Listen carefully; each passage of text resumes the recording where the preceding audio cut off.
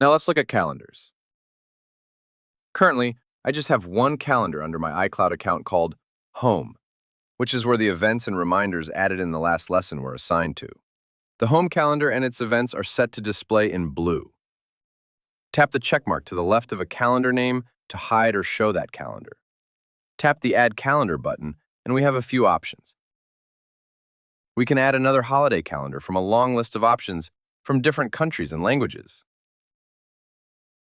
We can add as many of these as we like, and they can be turned on or off at any time.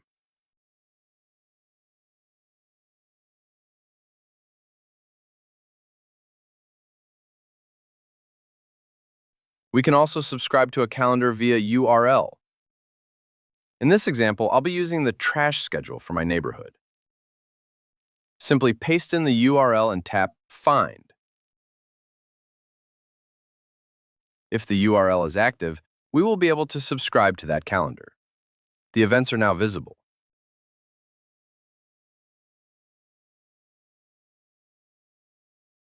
Tap the Info button next to a calendar to unsubscribe and remove it.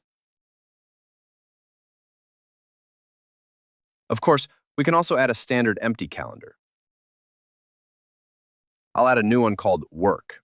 This will be added to my iCloud account, which means it will appear on both devices, just like the Home calendar. We can choose to share the calendar, which we will go over later. I'll change its color to brown. And in this case, I want to be able to receive notifications for events on this calendar. The Work calendar is now listed below the Home calendar on both devices. When adding a new event, we can choose which calendar to add that event to.